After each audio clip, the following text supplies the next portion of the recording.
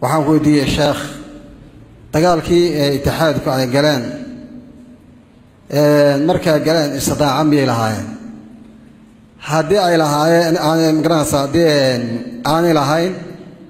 oo jihaad sax aanu ahayn oo khata ay ku dhaceen ma iclaamiyeen oo ma ka toobad keeneen sheekh waxaan weydiinayaa sheekh cabdinaasir بسم الله الرحمن الرحيم الحمد لله رب العالمين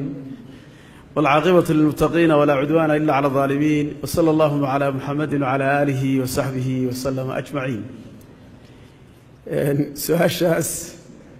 اتحادكم دقالك يا قالين استداعا ما جرتي جهادنا معها ما كتوبت كينين التاريخ هذا أدبوا عليه اتحادكم وجودها مركز لقى هذا الصومالي ذا waxay galeen laba dagaal bay galeen mid wuxuu ahaa dagaalkii Araare amba Kismaayo ayuu ahaa oo ay ciidiid kula dagaalameen midna wuxuu ahaa dagaalkii Bariga oo Cabdilaahi Yuusuf iyo jabhadiisa ay kula dagaalamayeen anigu intaan ogahay itixaadku dadyoga ulamay dagaalamayeen waa gaalo iyo waa murtidiin toona umana arkaynin dagaalkooda Bariga galeen inuu jihaad yahay أنا قوبت متشوقين رجل لكن دني ما كان لقول تريها الحياة الرجل بدرو ديدن وأنا قلت تري أديدني رنتي وأديدنين مركا الخلاصة وحي نما كاسو وما يقبين تقال كاسو إنه جهادي حي وما يقبين الحاجة توبضة دي توبضة حوقف فلان إلا تشوتشي بقى الإقلاع من شروط التوبة أليس فيها في الإقلاع dagaalkii waa la joojiyay waa iskaga yaacay buuray galeen saliid iyo buur xagaasa dhulka warsangeliga ay ku libdheen ayagoo markaa dagaalkii faraha ka qaaday toobada ka mid ah ma ogtahay marka cid ale aniga aanay ii sheegin sida darteed lagama toobad aqbalin de waxa leeyahay in allah huwa tawwab ilaahay marka tawwab la fasirayo adoonkiisana isaga toobadana waa fujiyay aqbalana bal marka عدة كدرت شروطها توبتها إن عد والله الله شيء أقول قف كتير بيقول عليه هذا ما كتوبت كهني إذا دليله هيساب البركة الشيخ عبد الناصر وأنا الشيخ نكري كورين بالتري أنا وهاي سجادي بابا أنتون بسم الله الرحمن الرحيم الحمد لله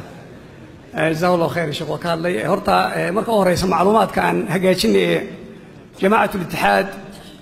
دجالك ay galeen ugu muhiimsan soo shaqo sheegay labadaas ay ahaayeen waliba dagaalkan un baa lagu tiirin karaa meesha la yiraahdo Bariga dagaalkana si jamaaciya oo madaxdooda iyo go'aan rasmi ah oo la isku waafaqsan yahay meesha lagu ma gelin majmuuca ay hawshan wadatay waxaana u soo tasarrubtay niman qaacida la yiraahdo ayaa hawsha ka dambeysay iyagoo aan قاعدنا أقول عربنا أقول إنه إسكا صومالي هو نمان قدوا وين بويمي نمان كاس هوس توحان وشيء ورميش المحاكة قوانين ساتيدنا وضن خبطه برنامج روحوها وهدف قاعدة يكلا هيد إن دقال أنت نمان كان لقي شمال كل يوم مروي جماعة نسكو حران دعوة وضع خير كوضع حوق بدن سيلو كوفيو إن دقال لقيليو هذا وتنفلول كودي وحي كلا يعلق ورصده وأنا سيبنا كده بوهي كشيء أي سمعين مركب هاي هيد برنامج كاس رقبة كنت طلاب صدي خلطنا ويا هيدا أنا ومر جهاد ما نقولش جهادنا ما هي هذا الإسلام وميل دقن أيوة هيدا ولي بيجوا مركز هدف كود وحيس لها يعني عندنا ضيال بدع مايه رجع وحيكون مقعبا الثورة البيضاء ثورة دي عضي وحوجا توش على غير مرة يا وحبض دي عميسو بيجوا إسلهاي والضيال بيكون يتلقي لكن ده نحبت ردي معك صوبع وينو فهمه أرنتاس وحيد عيبا كدعي دجالك وتستريد كحرودين مركي دبنا وحي ويد علماء أي الله بندق أريكا كان نمك مركي إلا دجالة وقولدي ولي بقى حاجة كسوتشي دين كي كورنيل كعيدك وشوية دتكي سيشبان مركز وحيد ضلبان ولا دود يجوا ضلكوا دمو بنان يهي وميلاي كي ما تاني قبصان كريان بوحيد هذا اللي خلط بينه قال وين لقت توبت كان لقى النقطة أرنتي وحي وبندقين علماء مركز شوكتي دونك الشيخ ناس الدين الألباني هي كوكاها رجي قرالك الله قري إلا ويدي محانو يلا عيدا كننا وميل شوكا وشعب كودي إسلايين oo ducaad iyo culimaada maxaa la yeelay markaa wuxuu ku taliyey in la kala diro ciidankaas oo dacwadda iyo diinta u noqotaan oo hawshaasina wax saxan maaha ka baxdan Sharif Cabdinuur baa ka mid araggii la tashaday go'aankaasaanu ku duugnay lagu duugay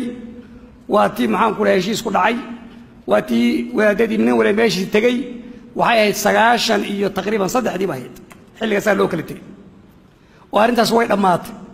halkii baa dacwadii laga kala bilaabay nin walba tuuladiisa magaaladu ka yuu tagay raggii meesha ku urursanaa waxa ilaaha hadda anagu la yaabano isweydiinayaan nimanka 20 sano wax ka badan shaygii dhamaaday dadkii heshiiyey ee dagaal ka baxay ee ciidankiisa kunkan inaa kala diray ee maxaan ku leeyahay dacwadda faafinay tuulooyinkoodii kala tagay maalintii ragga la kala diray nin baa waa shayba jibow islaha dawlad baa soo dhawaatay soo meesh markii lagu kala tagay qabtay bay noqotay arrinta heerka gaadhay ee saa lagu kala tagay ilaa hadda dacwadii raggii ay wadaan qolada halkan ka nuunuuleelay maaragtay lama toobad keenin baan fahmi lahay toobaday doonayaan wanaga loo toobad keenay toobad taayay yaa toobad bixi yaa loo toobad keenay masaakiintan kale may toobad keenin yaa loo toobad keenaya raggii sayid ka soo saaray anigu waa ciidanka yaan baan ka yimiyado leey god bay ku gurmeen nimankii waxaan leeyahay wax ilaahay loogu dhawaado baan isleeyahay waxaan qabtay ugu fiican bay waxaan ilaahay qiyaama ugu dhawaado yaan baan ka yimi god bay ku jiraan baa leeyahay nimankii halkaas ka soo duulay waan ka saaray godkii heshiiskina waa keenay dacwadina waa kala diray waxaan qabaa inay ahayd shay aad u fiican iyaguna intii dalkooda laga soo baxay qoladii xagga dafcul adu saayil bay adu ku daba socda muslim baa ahaado maradu ku daba socdo oo ka hadi leeyahay waad iska reebaysa waa sharci marka dafcul adu saayil bay ahayd markii ay jabeenna sharci baanu ku ilaano maanaan cayrsano maanaan eriyin halkaas ay mareego guranay meedkoodii wuxuu dhaawacdo guranaya taariikh bay ahayd taariikhda laga been sheego sharci bayna ahayd insaan loo galo marka dambena heshiis la doono ninka ku daba taagan la iska reebo naskeeda waxay leeyahay adilada leedahay halkaasaan ku soo afjaray ninkan kun nin oo ciidan kala diray isagoo awoodi haysta toobada ka mid ka soo samxay bari sheego idin weydiinaya toobada ka soo samxay kun baad haysata waxaad kala yaaca waxba jireen walba dacwadaada wad annaga dareeray qalad tahay sharciyan baan u faahnay dadkii baan u sheegnay ummadii way heshiisay way dhamaatay sheekadii marka waxaan isaa fircoon ba markuu muuse la dooday wuxuu yiri fircoon baa wafacalta facalta kallati facalta wa anta min al-kafirin oo muuse wada ku dhaal soo ninka waagi dilay ma waba muuse magta intuu nin feeray buu dilay Soomaaliya weyn marka shaqadii fircoon iyo muuse marka la daba taagantay muslimiinta dacwadda ka shaqeynaysa taariikhda dheer oo shaqameysatay marka la daba taagantay may toobad keenad inta la daba taagantahay ma shaqadii fircoon